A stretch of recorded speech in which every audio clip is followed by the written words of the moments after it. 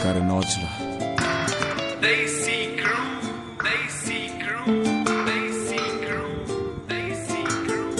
क्या बात है वे जट्टा क्या बात है, कल दसी की देना बिताई रात है। क्या बात है वे जट्टा क्या बात है, कल दसी की देना बिताई रात है। पक्का उदे ना भी तारे गिने होणगे।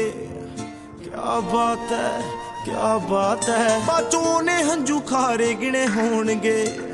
क्या बात है क्या बात है, ओनू भी नहीं मेरे वांग दसिया होना कि कल ओदे हिस्से धोखियां दी आई रात है। क्या बात है वे जट्टा क्या बात है, कल दसी की देना बिताई रात है। क्या बात है वे जट्टा क्या बात है, कल दसी की देना बिताई रात है।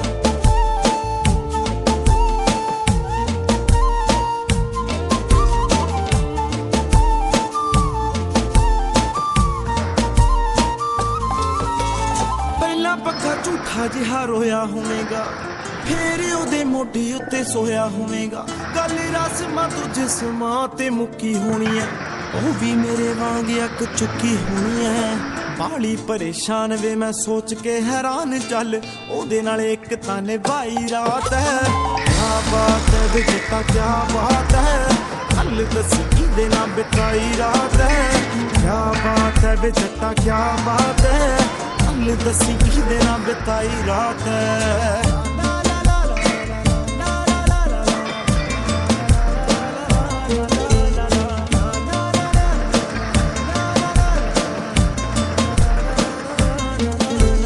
कदों किथे केड़े शहर मिले सी, थां दस दे वे थां दस दे। चल बाकी छड्ड मैनू कोली नारदा, ना दस दे वे ना दस दे। आउंदी जे शर्म वे मैं ओनू पुछ लूं, जट्टा उन्हें किदां तेरे नाल लंघाई रात है।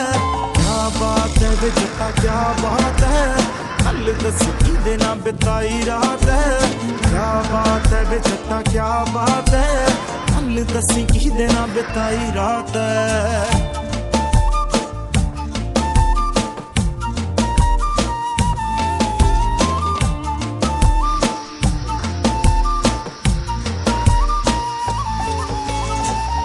चिर बेड़ी नू चलाएगा, कदे तक किनारे उत्ते आएगा।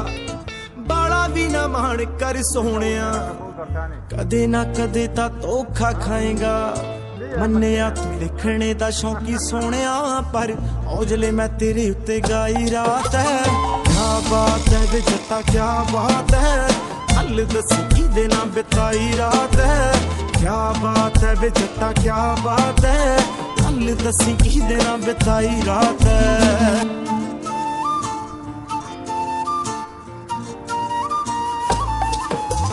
क्या बात है वे जट्टा क्या बात है, कल दसी की देना बिताई रात है।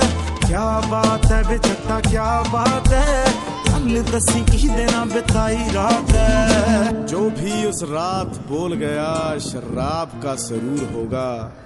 मुझे छोड़ गया तो क्या हुआ, आदत से मजबूर होगा। अल्लाह कसम यकीन है मर जाओगे, जो हमारे साथ किया आपके साथ भी जरूर होगा, आपके साथ भी जरूर होगा।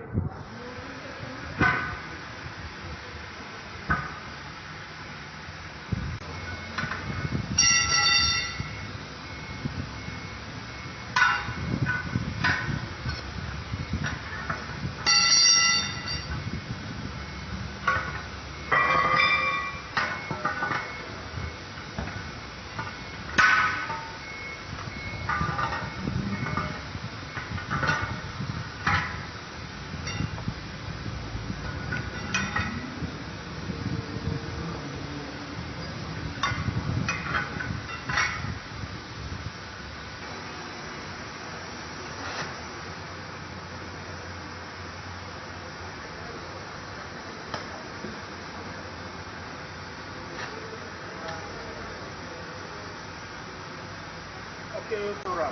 So the reason why I'm making this video today regarding this 1100R20 scoop kite is because my first video regarding the first player that I made, people complain of my editing, and secondly, they complain that the video was too long. So that they explain to me that if I want to make a video, I should make it as short as possible and focus only to the point, not showing things that are not important. That is the reason I am making the same this video again regarding that the first 1100R20,